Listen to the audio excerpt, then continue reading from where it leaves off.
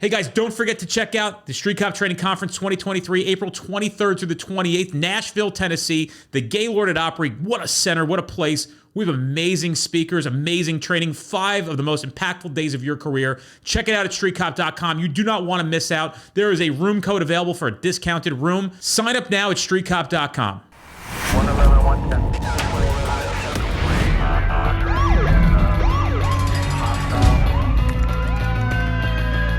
Training to be a street cop. Hey guys, welcome to this episode of the Street Cop Training Podcast. I'm your host, founder, and CEO of Street Cop Training. My name is Dennis Benino, and today I'm going to be a guy who wrote a book, and I don't want to misquote it, but it's The Arsonist in the Workplace. This author... Close enough. What was it? What is it? It's The Arsonist in the Office. It's the same shit, Pete. There you go. But we have Pete Havel here. We actually got on a call last week discussing some business with Street Cop Training. And I thought it would be a good idea to bring Pete on because I think he's got a firm grasp on leadership, some of the issues that I think is plaguing probably most workplaces, but certainly law enforcement. And I'll let Pete give you his bio, and then I'll start firing the questions away at Pete. So, Pete, give us your 1-minute bio of who on God's green earth you are. All right. Love alienating people right off the bat. So let me tell you, I spent most of my career thus far as a lobbyist and political consultant. All those nasty 30-second ads people hate. Helped write them, worked with politicians all around the country. And what puts me here in front of your audience is I had something that everybody dreads, a certain percentage of us are going to have, and that is finding yourself in the job from hell and trying to figure out how to survive it. Learned a lot during that path that sent me into a bad workplace, and wrote a book and speaking to a lot of folks in law enforcement and all sorts of first responders. What made you write the book? I learned so much because I got my butt kicked.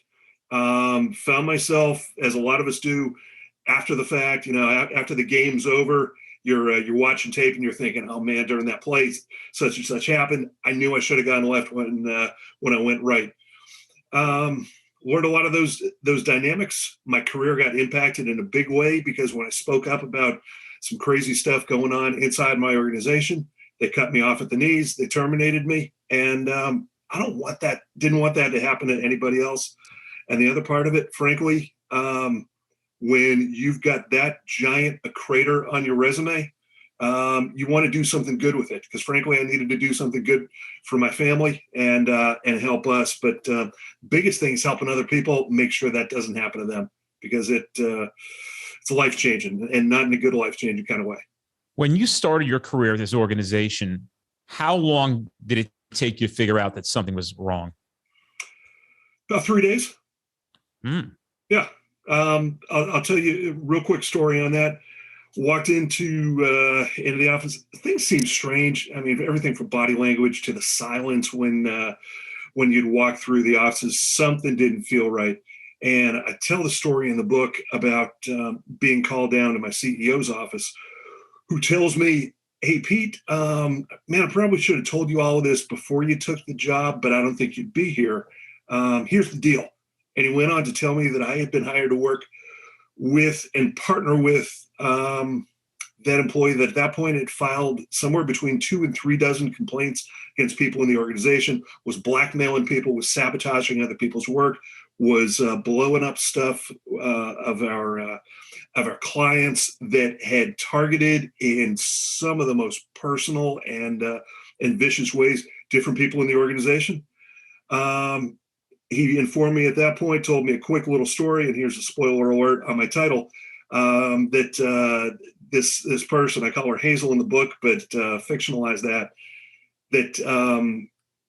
the story he told me was essentially about a fire department. So better than a police department for your audience, but a fire department that had become the arsonists inside their organization and burned down everything in their path when they did it. That's who this person was, destroying everything, destroying anyone that got in the way of them, and had all sorts of strange things going on in their head. And I tell about my story of survival, trying to get through it and what I learned along the way. How long did you stay at that organization, knowing 3 days in? Yeah, it was longer than it should have is the answer. But a couple things going in my mind at that time. Number one, I've succeeded in every other job that I had before. So that was one thing. So call it cockiness, arrogance, self-confidence, stupidity, whatever you want to go with on that. I stayed a few years because I kept on thinking in the back of my mind, if I do the right things, if I say the right things, if I succeed and deliver for my employers in the right way, surely when crazy goes to the next level, my leadership is going to step in. But I learned a lot about what weak leadership looks like and people that frankly want to sweep stuff under the rug, bury things, and people that want to play a game of weighing pros and cons. They looked at the disaster and untouchable employee that they had on one side, and then me on the other side is the guy that, frankly, my goal was to not only help myself but protect my organization. Their thought was all about how do we protect ourselves and how do we make sure that all the dirty laundry that we've been covering up for years because of this employee and other things going on inside the organization. Do we lose Havel, or do we lose the person that is going to go to the press, file lawsuits, drag stuff out, and take the organization through the ninth circle of hell? They went with the selfish decision, but I learned there's a lot of organizations that do that if you don't have the right leadership in place.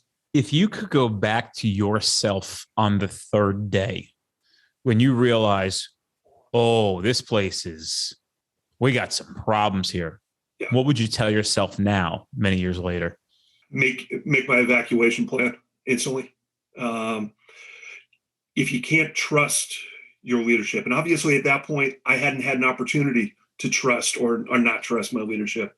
If you can't trust your direct manager, if frankly they are setting you up to fail, if they are looking, and this is a challenge that you guys have in law enforcement for the most understandable reason of all. You've got a bunch of leaders at the top of organizations that are only going to be there for a few more years, right? They've achieved what they want to, and they're going to move on and get the retirement and the new opportunity that they deserve. Leaders can do one of two things with that. One, ride out strong and say, you know what, we're going to make this the best place possible. Or they can duck and run and think, all right, I'm going to do my victory lap. I'm going to get the trophies and everything else that goes with chief of the year or whoever else of the year. I'm going to go out and essentially sit through the next few years and hope nothing bad goes on. Hoping nothing bad goes on is a terrible strategy if you haven't locked down your culture. Because if people sense weakness, that's when the bad stuff starts happening. If somebody started a career now or a profession or a new job, the very micro, do you think it's worth the benefit of the doubt to stick around and see how it plays out? And on top of that, how long should somebody wait to see if it is worth it? I think there's a couple factors that go in there. Number one, if you jump, what are your job opportunities elsewhere? These days, frankly, that thing about being a job hopper, us post-COVID and the workplace, what it is, people jumping around, this thing called the Great Resignation that they're talking about, you can probably move pretty quickly, especially if you're younger and not get hit too badly by it. If you've been around for a while and you've got the seniority and frankly, and I know in some states, in law enforcement specifically, if you move, you might be risking something on the retirement side. So you want to give yourself full understanding of what the risks are, full understanding of sitting there, your appetite for putting up with it. Because at some point, after a few discussions, you may realize, all right, my leadership knew nothing about all the crazy stuff that's going on here, and they're going to do something, or they're going to deal with the problems. They're going to allow me to move. But you got to figure out your culture, and this is a big thing that I talk about. Understand not only what's in writing, but what are those kind of off-menu cultural signals? How much bad behavior is tolerated, who the untouchable people are, who is connected to who. And if you don't know that, you're putting yourself behind the eight ball. When you say, it depends if you should leave or not, and we start bringing into variables of pensions versus the time forfeiting and some of that and moving on to other places, I would agree. And then I also have a little disagreement, but that's what a good conversation is about. So I agree in the sense that if you are at your 18th and a half year and you're doing 20 and you get to leave, by all means, outside of you starting your pistol and taking your life. And I would suggest you might want to wrap that one up, deal with it for the next 18 months. You can make it. Rah, rah, rah. But there are men and women in this profession who might be in year 5 to 7 and may have to do 30 and think, well, I almost have a third of it done.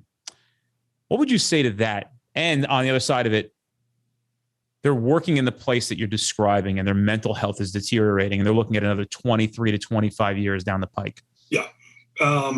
Especially on physical and mental health. I urge people, if it's breaking you down, make your plan and get out safely, get out with a reference, whatever you need to make that next move, but get out. Because you're right. If we're talking 25 years, you don't want to put up with it. There's great departments around with leadership and management that cares.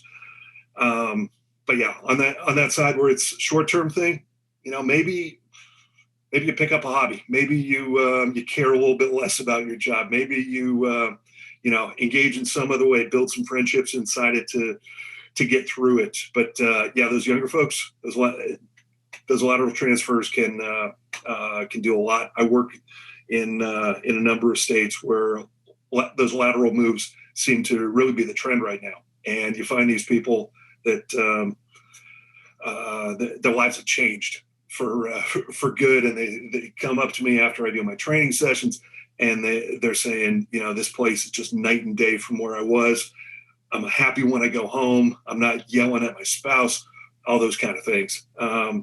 Culture is huge. And let me say this, if I don't say it at any other point in the day, we talk about salary and benefits as being the two biggest things that pretty much anybody thinks about. I mean, that's what you're always hearing in every article.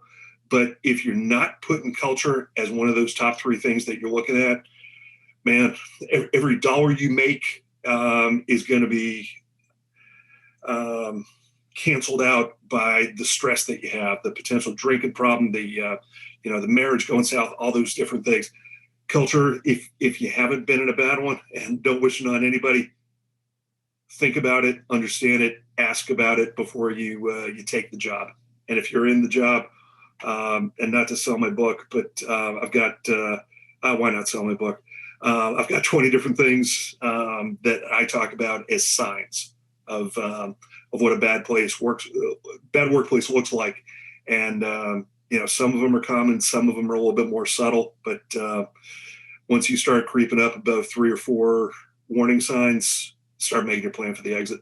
I know that in a state like New Jersey, we are different than most states here. This is not a state that is scrambling to find candidates for law enforcement. The numbers and the lines are still out the door for people to become cops here. Salaries are high, quote unquote, until you start breaking them down and realize they're not as high as you think they are because we're taxed at like 46%. So it's very interesting. You go literally 45 minutes over to Pennsylvania, and as a gross number, it might say 110, but that's like making 190 here because of their rules are different, their benefits are different, their retirements are different. People have a hard time understanding that.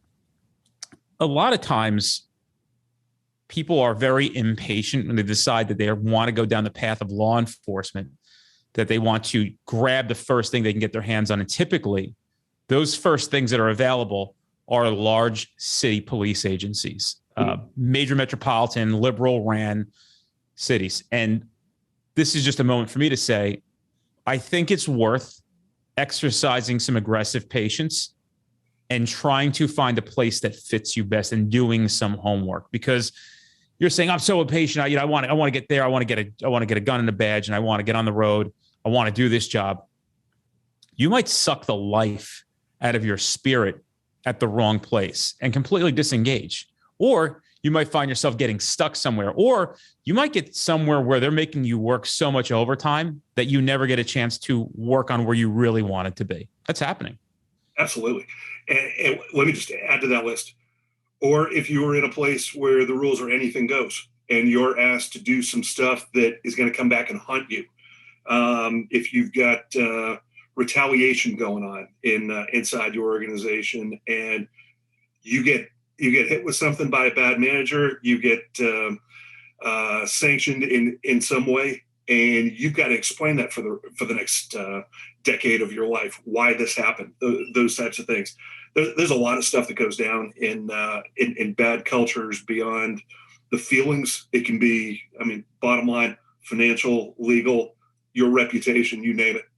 Got to be a huge priority for people. Pete, I want to give you a little history of myself. I got on the job when I was 19. So we sat here and I'm listening to you. In my first police academy, I was for the Department of Corrections. And in New Jersey, a corrections position is a sworn law enforcement position, full police authority, gun, badge, the whole nine. You're a cop, but you work inside the jail. As a matter of fact, now the patches for corrections officers in the state of New Jersey say police on them. So they got that changed. So it says police and then it says Department of Corrections, because technically they are the cops. They just don't write tickets, but corrections officers, full police authorities in the state of New Jersey. Now, in the academy, a lot of instructors would come in, and they were universal. They taught corrections and police, depending on the topic. And so people would come in and say, how many of you are looking to leave corrections and go to police work? And I would raise my hand immediately. I couldn't get it fast enough. The people around me started complaining and saying, you seem so goddamn eager to get out of this job. You haven't even started it yet. And that would be criticisms that I would receive in the jail. I would have this guy who was a fucking jerk off. And he would say, maybe Benino should start worrying more about his fucking job and not worried about getting out of here and getting on the road. And I thought just the opposite. I did my job well. I did a real nice job. He was just very jealous because he was not trying to get himself onto the road or out of this situation. But I had already decided when I started gathering the data of where I was at, even in the academy, I knew this was not the final destination for me. What makes people stay when they know things are bad? There were people who said at that time in their life, young, early 20s, most people went to the academy in their early 20s, and they had made decisions that this was it. This is where I was going to be. I'm going to finish this academy. I'm never going back through an academy again. This is good enough. And then we went into this work environment that was brutal. Yep. It was brutal between the administration. There was good camaraderie amongst the ranks. Administration was tough. The work schedule was ridiculous. Stucks. When I left, they were stuck 4 or 5 times a week. So you're working 16-hour shifts 4 or 5 times a week. It's wild. And people are leaving. You're losing. At least half the men and women who get hired are gone in the first 2 years onto a police department. What makes other people stay and not want to move on to something better? There's probably 100 different reasons for that. I mean, some of it could be, generation. If we're talking about law enforcement as being a thing where a lot of families are maybe multi-generational. My dad stuck around. My grandpa stuck around. That's what we do. Well, I'm not saying leaving law enforcement. I'm saying, why not find another agency? Why not go find a better job? Because clearly, even though I've left law enforcement as a sworn law enforcement officer, I have a hard time leaving law enforcement. And the reason I have a hard time leaving law enforcement is because I know I can help. I know I can save lives. I know I can make things better. And that's why I'm attracted to come back into this, knowing that these men and women need somebody like me and the collective efforts of others who can help as well to show up and be there for them in a time when nobody's going to be there for them. I just think some folks are just instinctively not proactive. I mean, you have some people that are leaders, some people that are followers, some people that start businesses, some people that it would blow their mind to even think through that process. I just think we're all different. Okay. A little bit more about my story. I get out. I'm testing to try to get out of this agency as much as I possibly can. I'm literally spending time, energy, and effort. I get to another agency. I go to this agency. I'm just thrilled to be outside outside of a jail. I'm thrilled that I get to go to work and breathe air, like free air. And no doors closing behind you. You had to ask permission to walk outside the building, go to your car. It's literally a nightmare. And now I'm at a place where you have responsibility. I have freedom. I can go get a sandwich if I want. It's like a whole new world to me. However, I'm starting to pick up rather quickly that things are not good here either. Far better than where I was. No question about it, night and day. But I'm looking around going, this ship is sinking. And I was already, the wheel started turning again. And I said, I would tell people, I am planning my, matter of fact, it was very, very quickly that I planned my exit out. I was already at the academy. I was probably in field training, already applying at other police agencies. So now my second agency, and they actually treated me well. They liked me there. They were trying to get me to stay. They saw a lot of potential. And about half of us left that agency as well. You know, for me, sometimes I have a hard time understanding why people stick around in bad places. And, you know, fortunately enough, I was tenacious enough to spend the time to know that this is not how I saw my career going. I wanted to be able to get what I wanted out of this profession. And this was not going to be the place where that was going to occur. Yeah. Let me add on one other thing. You're actually the first person that's asked me that question, and I want to take another lap around and give you one other answer. And that is, I think some people are in leadership and management that aren't the problems may think that they can do something about a culture beyond probably what is realistic.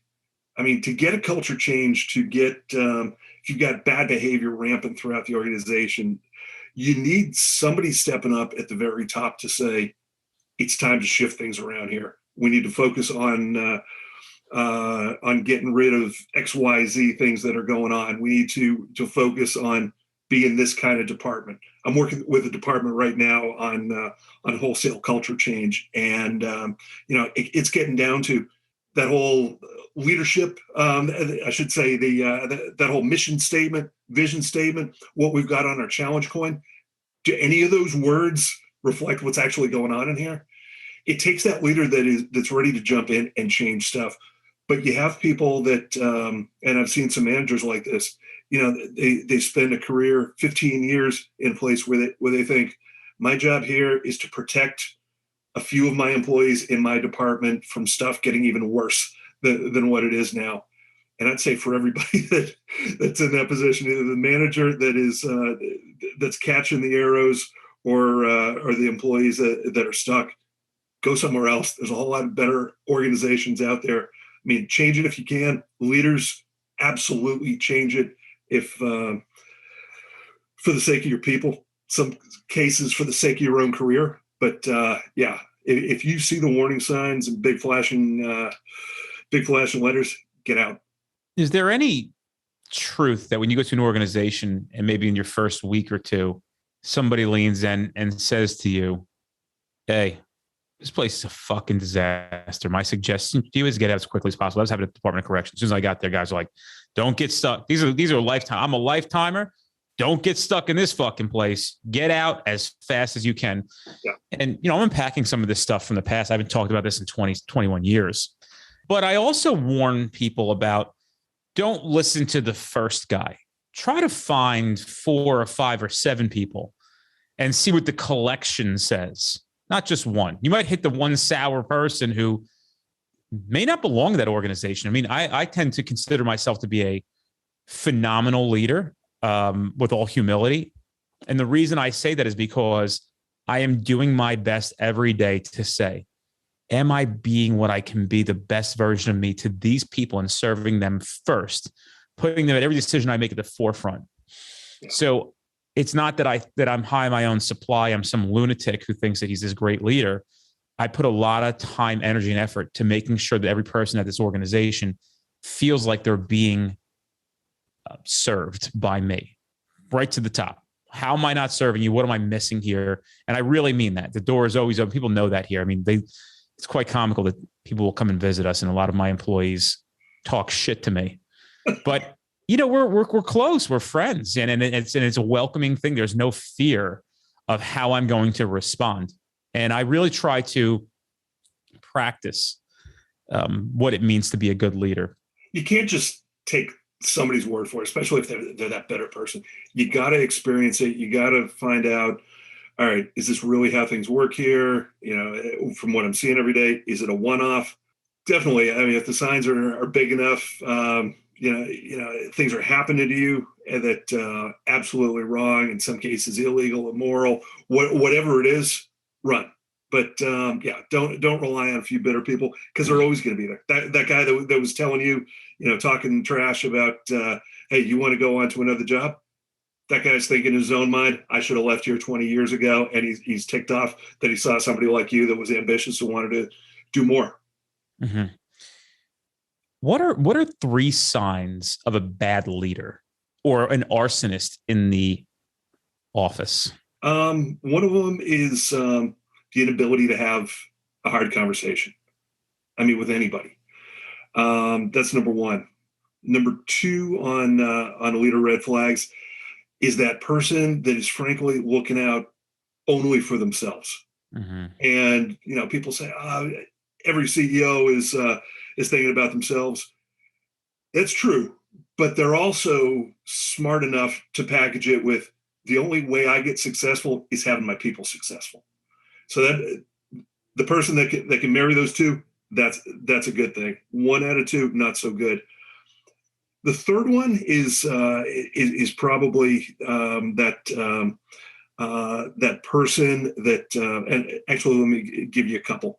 That person that is soft at the wrong times and hard at the other times. The people that frankly operate under 2 sets of rules. I'm a big football fan, and some of the coaches I've had the most optimism about are in the past have been guys that have tanked later. And why? And there's a common denominator to this. You've got guys that are absolutely loyal to a fault with their coaching staff. So they've got their buddies, they hire them, they put them on the payroll, but all the players, the guys on the field, they'll cut them in an instant. And it creates 2 sets of rules that just starts ripping organizations apart. From a cultural standpoint, a few of the things that pop up in big ways, definitely the 2 sets of rules. Gossip, where gossip is rampant, is one of those things that I see constantly. And a lot of that comes from, frankly, people not trusting one of 2 things happening. Number 1, they're filling in the blanks because they never hear from leadership. Or number 2, when the leadership speaks and says, here's our plan going forward, they go everyone else has a meeting after the meeting because they don't trust anything that was just said. And that's what gets the organizational gossip, for lack of a better word, going. So those are a few things out there. There's a lot more in terms of signs, but the worst of the worst, when you start seeing people play games with people's careers, when bullying is taking place, when people are using the tools of power to wreck lives, wreck families, wreck careers, and people not giving a darn about thinking twice about doing it. What's the psychology associated with something or somebody who behaves in that manner? Is that indicative of a narcissist? Narcissist. It's got a little bit of a psychopath that's in there. Sociopath. They call it the Dark Triad. I'm sure you're familiar with some of that, but they're all kind of cousins within this this triangle of borderline personality disorders, and the common threads are people concerned about I and me, never about we. The people that are heroes in every story they tell. Those are 2 things that you see constantly. Yeah, I'm going to go back and I'm going to recant phenomenal leadership that I describe myself as. I'm a learning leader. Let me be very clear on that. Did you just get a text, or what happened there? No. You know what it is? I don't want to be perceived as a narcissist, because I'm not. And when I say phenomenal, I meant in the sense of who I'm trying to be. I want to be regarded as a phenomenal leader. I'm not proclaiming that I'm a phenomenal leader. I mean, I make 1,000 mistakes like everybody else. And the one thing I can tell you is I own my mistakes. Matter of fact, even when something happens, something as simple as passing a comment, here we're pretty health conscious.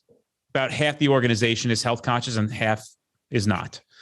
And not too long ago, I passed a comment about somebody who's eating for lunch, somebody who had agreed to join our side and then went back and recanted. And I passed a comment about what happened. I thought you were on our side, and 5 minutes later, I came back and I said, I am sorry for doing that. In my mind, I'm an accountability coach to these other people here, and they're an accountability coach to me. So you should feel free and comfortable to eat whatever you want in front of all of us, and not have to hide this because I'm being judgmental about what you're eating. Yeah. I'm your coach. I'm trying to keep you. That's what coaches do. Get up. Let's go. You got to practice. You want to win. You got it. So I default to the coach, but I remove myself as your leader. And I just don't. I'm sorry about that, and I didn't mean to come off that way. Yeah, I see. So what you described and what you just really did was reinforce cultural feedback. And essentially, so let me pull back on that. I want to hear what you have to say, and you can think anything you want to on this. That's a big thing that I push within organizations, which can get a little tricky at some points of crisis within, a police culture where at an incident, you don't need a show of hands when a decision is being made, but that cultural feedback where people are comfortable telling you exactly what they think in a constructive way, that's a good thing. I mean, that's phenomenal. That's what gets people's juices flowing in terms of being creative, making leaders look better, and that's something I talk about a lot. That's good stuff. I'm going to dial it back quite a bit to a comment you said. Be careful of a leader and I don't know if we should call them leaders or managers, because I don't know if it's fair to the real leaders to describe leaders as these people who are detrimental to, productive organizations. It said that you should watch out for somebody who's setting you up to fail. And I can tell you that typically what happens in a lot of law enforcement agencies is judgment is cast the minute you walk through the door. If you're a slow learner, but somebody else is a fast learner, but may not be as intelligent as you are, you're just a little bit of a slow learner. But once you learn, you become this, really ninja-like person at the topic of the subject matter. At times, your career can be made in the first 3 to 6 months of who you are, what your reputation is, and you don't get a second chance at an organization. Your reputation will follow you, and a lot of times those reputations begin at the top. Yeah. I feel like for me, I was somebody who had a lot of energy, but nobody put their arm around my shoulder and around me and say, we know who you are. We know what you're trying to do. And I think you just need a little more mentorship about your behavior. And that's really a lot of motivation of why we show up as an organization now, because I don't cast judgment at the guy or girl who's the hard charger, who's full of energy and wants everything and is excited to be there. They're not, in my eyes, looked at somebody who is a problem. It's how do we take this energy and focus where it belongs? Because I would have done anything for my organization. And everybody knew that. Everybody knew that I was 100% the number one guy in the team, full of motivation every single day, enthusiastic, never complained, and maybe complained times when I found myself around other complainers. So where do we fail when we notice people are starting to make their careers for them in 3 to 6 months? We fail in a few different ways. Number one, often cases not sitting down at the beginning and finding out who these people are, starting relationships with them from the beginning. Mm-hmm. Finding out, within any organization, what do you want to do here? Tell me about yourself in terms of your interests. So those basic things right there. But in a lot of cases, where I say, especially those people that are at the junior levels and wanting to make those moves up, they are either tasked with the impossible job. I define that as, hey, the car broke down. Let me give you this hammer and you go fix it. What am I going to do with this? You've been given. There's a whole lot of different descriptions for that job, but the impossible task. So there is some of that as well. We're going to grade you on the thing that nobody else has fixed around here. So it comes down to support in some cases. We are going to assign you something where we haven't done the blocking and tackling to help you get this done. From one of the things I heard recently was a newer officer who was criticizing what they had seen in the culture when they were first coming into the department, of nobody, none of the more experienced guys being kind, helping out, and it was essentially an us versus them kind of deal. And the chief came to the guy and said, "Well, I'm assigning you to fix it." He didn't have a meeting of the department saying, "You know what, we want to do some good stuff here in terms of building up communication. We're going to set up a mentorship program. We're going to do ride-alongs. I don't know, mixers, whatever could potentially get people in the same room wanting to talk to each other." It was essentially, go out and fix it, but I'm not giving you any of the tools. And frankly, in that point, when it became the youngest officer, from a cultural standpoint, the guys that are entrenched, the new officer coming to him and saying, "So I've been assigned by the chief to fix the problem of generational stuff around here." Nobody's going to listen to that guy unless you have leadership creating the environment to get it done. Does a good leader understand that mistakes happen? Absolutely. And they should understand, first and foremost, they're making mistakes every day. So it is that introspective, smart leader that knows, good teams are going to come up with a lot of ideas. Probably 90% of them aren't going to work. But if you're getting lots of ideas, that means you got people thinking. They should know they're not perfect and understand that that you're going to learn from mistakes. Frankly, one of the best things these days, as I do some training around the country, is going through, and we don't do it in a condemning way, but looking at mistakes that have happened in the profession, in sports, politics, you name it. We look at those things, and you can learn a lot more from, all right, how do we prevent this? What was going on before it to cause this chain of events? Then, all right, let's look at a perfect situation where everything went well. You can war game that as well, but I think instinctively, because there's a little bit of sting to it when life sucks, when we make a career screw up, you learn more from it. It sticks with you more. Why? Because you've got an incentive to make sure it never happens again.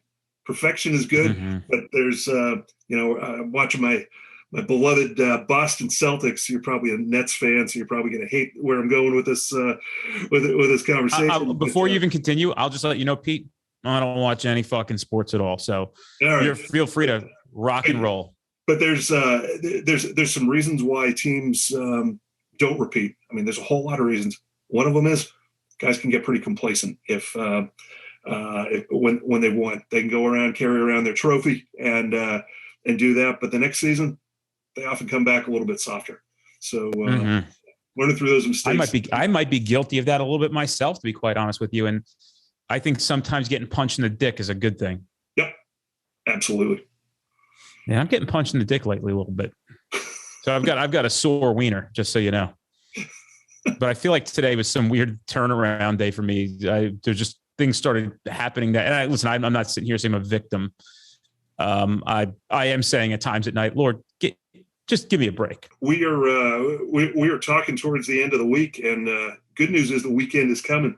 Where I try and be real positive. I wrote a book about a negative experience, but generally speaking, I'm a pretty positive guy. But I've always got to be careful about getting in my head, especially if I've got time on the weekend to, just hang out at the pool and that kind of thing, of dwelling over, all right, what went wrong this week, when I should be thinking about, all right, how am I going to start killing it on Monday? I mean, I'm going to kill it through the weekend. I'm a little bit of a psychopath. I don't take any days off. I don't do 10-hour days every day. I actually can't measure how much I put in, but I think that I've said this before. There's a wonderful excerpt, and it was a 30-second video clip. And I say to my head nonstop, there's a few things in my life that were substantial, but it's a Tom Hanks clip. Did I send that to you? I thought I did. Yeah, you should. It's Tom Hanks. Yeah. And For me, it's just keep swimming. Charlie Munger. I watched a Charlie Munger video, and life is going to be difficult at times, and the world looks like it's falling to pieces. But if you just keep swimming, and you're going to be just fine. Heck yeah. Hard to tell yourself these things, no matter what you're going through, but it's one foot in front of the other, and showing up and knowing that everything is fixable. So we can get through a lot of difficult stuff, whether through business or work or personal issues. But I also want to say that nobody is sending a lifeboat. So if no lifeboat's being sent and you're waiting to be rescued, you're going to find yourself drowning in the middle of the ocean. So you got to do something. And, sometimes I'm an okay guy to sit and have a session with of what's wrong, but I promise you're not leaving me until I tell you how to make what's wrong right. That's just the kind of person I am. I'm a fixer, survivor. And you know what? You're right. There's absolutely nobody. And it's, it may be the worst and best moment when you're going through a struggle. Because I was in the world of politics, like I was telling you. So I had thousands of superficial friends, because everybody wants to be everybody's friend in politics. They're not, but they're going to tell you that they're your friend because they're wanting a favor at some point. They're wanting some help with some crazy congressman somewhere. Worst part when my career blew up over the experience I write about is when I was making those calls and nobody's calling me back. It was soul crushing. Good moment. But the best moment that came out of it is finding out how many friends I've got around that were with me every step of the way, that took every call of mine. They're probably regretting it at this time, but they were great friends, that took those calls and were like, all right, I can't help you at all, but man, I just wanted to give you 15 minutes to vent, and I'm moving on with my day, but hang in there. I'm praying for you. And let me know if there's anything I can do to help you down the line. But you got to make your own luck. And the folks that are stuck in those jobs from hell, you've got to understand that you're your best advocate, your best defender, and frankly, because your family's riding on your coattails too. You're your family's future, and if you're not in the place you're supposed to be, don't delay it. Find that good place. I want to take a moment as we sit here and critique and criticize and call out the bad leaders in society that we deal with, and just give a credit to the great leaders that we have. I am friends with many chiefs of police, captains, lieutenants, sergeants, even patrolmen, union delegates. I know some people who are just wonderful. And I've said this for the history that I've been saying things. If it wasn't for you, this job would be completely impossible. So I know that you may only be a sergeant, but know that your men and women appreciate the fact that you take it seriously, that you can make a difference, that you're there for them, and you recognize what that means. And I know we can spend a lot of time looking at the negativity, but there is a lot of positivity in this world too. And if you work for somebody who is taking care of you and you do appreciate, it may not be a bad thing to appreciate them back. And some small gestures here and there of, hey, Lieutenant, I just want to say on behalf of the guys and girls on your squad or your shift, we appreciate you. We know what you do for us. And that's all he or she might need here and there. Those people, they don't need it too often. They don't need the stroke too often. But here and there, hey, just want you to know, we know what you do for us. If it's not clear, I think you should just know. And paying somebody a compliment, hey, I noticed that look like you've lost weight. Yeah, and I've been working on a diet. Yeah, well, you look like you lost. What'd you lose, about 10 pounds? Yeah, I lost 12 pounds. Just so you know, I see it. I see it. I see you there. I see what you're doing. Acknowledgement is a nice gift to give somebody. I have two more questions for you. The first one is, can leadership be taught? Was everybody born a good leader? Who's good leaders? I think you've got folks that are, they like speaking more than others. They'll stick their necks out. They're going to be the first ones to be the class clowns or whatever. So there you go. We got them right here. So you check my yearbook, Pete. Check the yearbook. I'm not making that up. Class clown, 99. Outstanding. But so you've got those folks. But you've also got people that can frankly be molded in a few different ways. Number one, leadership programs. And I know there's a lot of people listening to this. They're saying, oh, geez, another leadership program. How about a leadership program that's built around, we want to create a good culture around here. We want to show you how to maintain it. We want to show you the ingredients that are going to make you move ahead in this place. And it's going to be good for everybody up the line. You're going to prosper. Everybody else is going to get something good out of it too. And that's the balance. I mean, so much inside of organizations, it's a one-way street. Here's what we're going to pay you for this many hours. And if you don't expect anything in between, or if you don't expect, okay, you're going to be leading a team, we want you to build relationships with your team, help them grow in their careers, all those kind of things. And I hear this all the time from various departments, both ones with great cultures as well as ones with struggling cultures, that you're given the job, you're given the title, and then to a certain extent, once you start moving up the ranks, there may be more expectations or there's not. To me, there's got to be the expectation that if you're going to take the job, if you're going to take the title, more is expected out of you. And that means caring about your people and growing them up. Outside of your book on leadership, what are a few other books that you've found to be very useful? Where can people find more on how to learn about leadership and what good leadership is? Yeah. And I'm going to... What are your favorite books? Tell me what's some of the stuff you've taken in? Over the last few years, I have... you enter the author business, and my marketing budget was zero.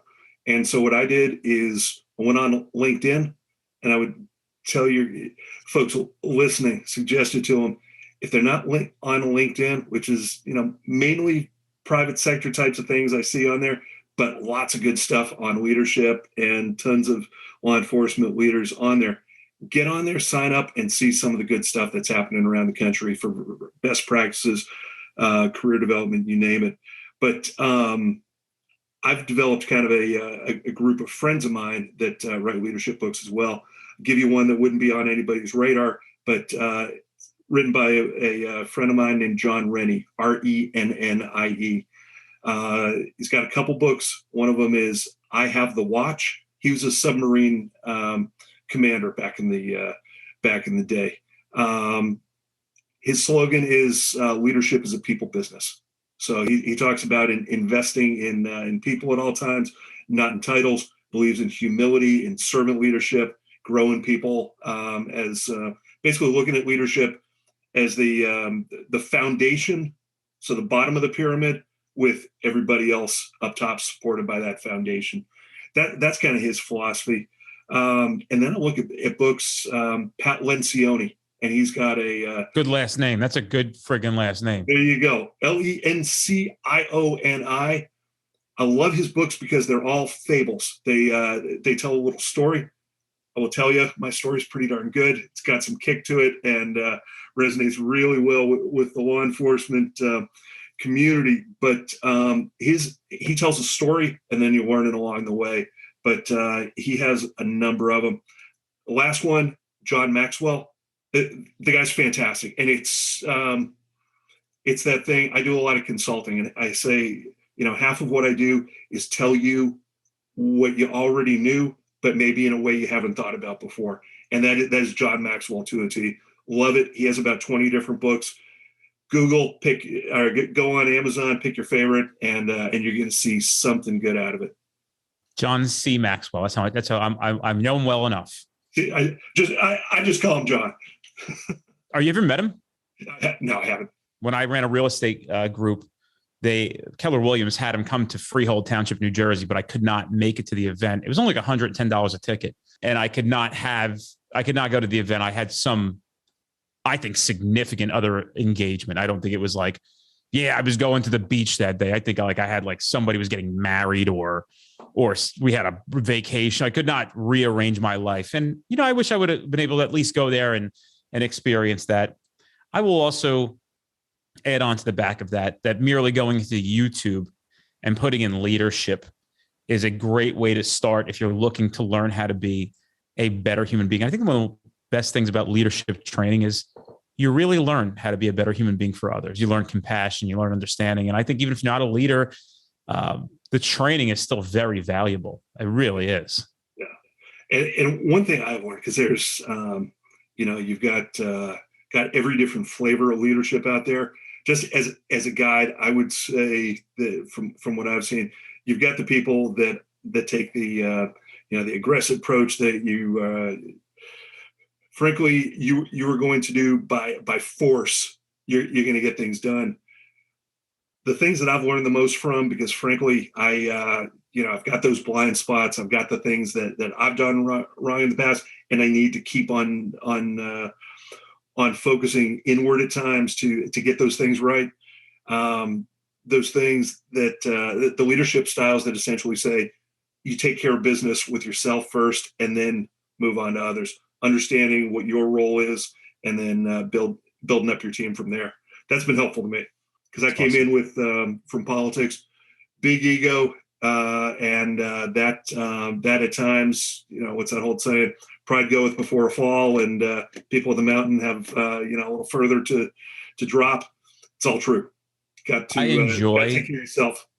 Yeah, I enjoy engaging with somebody with a big ego because I just listen. Yeah. I just enjoy letting them go. And I don't know if an ego is a horrible thing to have, because obviously I think I have a big ego in some sense as well, but that's confidence. People are getting confused with conceit. I'm not conceited, but I do have a big ego. And I associate that with more of a confidence thing. But namely, I guess what I meant, I probably misconstrued this a tad, was I had a saying, I said it years ago because I was a cop for a long time. I always find that know-it-alls usually know very little. Absolutely. They're covering. Always covering. We had a conversation one time, and it appeared that somebody was dominating this conversation the whole time. And so somebody else said to me, wow, he seemed to really own you on that. And I went, did he? Do you really think that he owned me on that? Who do you think was in control of that situation? Who do you think was in control of that conversation? And he looked at me, I go, because it wasn't the guy talking. He wasn't in control of anything. Words per minute do not mean squat. Look at Mark Cuban on Shark Tank. I don't know if you watch the show. He doesn't say if he's not completely out right off the gate. I try to watch him. So if you think about Mark Cuban's got wonderful psychology to it. If he sees something he doesn't like, he's the first one to speak and say, there's no way, I'm out. But he lets everybody go first. And what this has done for him, on top of his billions in net worth, is when people come in there, if they get an offer from Mark Cuban, because they're few and far between, he doesn't have to compete with the other sharks in the tank. They're going right. I've never seen them deny Mark. I've never seen the episode of them saying, I will not take your deal. I will take somebody else's. Doesn't seem like he ever loses. Yeah. And he's taking notes throughout that. He's always got something he's writing with, and going last, you get the most information out of it before anybody else. They're jumping while he's analyzing and coming up with his next question. There could be some missed opportunities, but I think you have to weigh the pros and cons of playing any game like that when you talk about missed opportunities at the beginning for impulsive behavior. Smart person's going to weigh the field, take everything into account, and act accordingly. You're right. Every once in a while, if I didn't get that deal because I wasn't the first to get at it, maybe that wasn't worth it. Warren Buffett says he doesn't have to be right a lot, and he waits till he knows he's going to be right to be right. And he said in your life, you only have to be right about 3 things, essentially. To make 3 good calls in your life, you have a different life than everybody else. So wait for that perfect pitch. Don't swing at everything. And I'm guilty of it at times. I'm at a different point in my career as a, president, CEO, social media influencer, thought leader, instructor, father, business owner, all these things. And I'm constantly trying to, learn the craft more and more and more. And on my side, I'm fortunate to have a little uncommon sense. And I'll give Charlie Munger credit on that, because if it was common sense, everybody would have it. And then I've got a good work ethic, and I continue to believe that I can try to be the best human being that I possibly can be. I mean, really, and there's a lot of expected of me, and I have to navigate. It's a very interesting place that I'm at now. Yeah. And every day you've got to sit and figure out, what's the next best move? How do I behave? What does this mean? And thank God for 7 years of training. I'm not talking about lifetime wisdom. I'm talking about 7 years of constantly consuming podcasts and audiobooks written by those who've been through this before, to know what to expect and how to handle these situations when they arise. Absolutely. Where can they find Pete Havel's book and anything else about Pete Havel? They can go to my website, petehavel.com. Last name spelled H-A-V as in victory, E-L.com. If they just can't wait another minute, they can go on Amazon to find my paperback or audiobook. So they can jump on there as well. Also connect with me on LinkedIn and where else? Twitter. I'm on there. That's about it. But yeah, petehavel.com is where they can find me and find everything else. They can buy the book on off my site as well.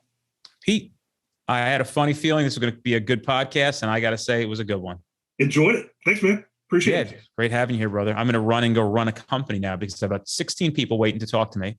Go and do this it. is how my day typically looks. But I'm going to have salmon first. I've earned salmon today. I worked out. I meditated. I am hungry. I'm going to eat some salmon before I do that. But anyway, guys, thanks for your time and continued support for Street Cop Training. We'll bring you more people like Pete in the future. Pete, it's a pleasure. I'm sure I'll be talking to you soon. Awesome. Thanks. Hey, brother.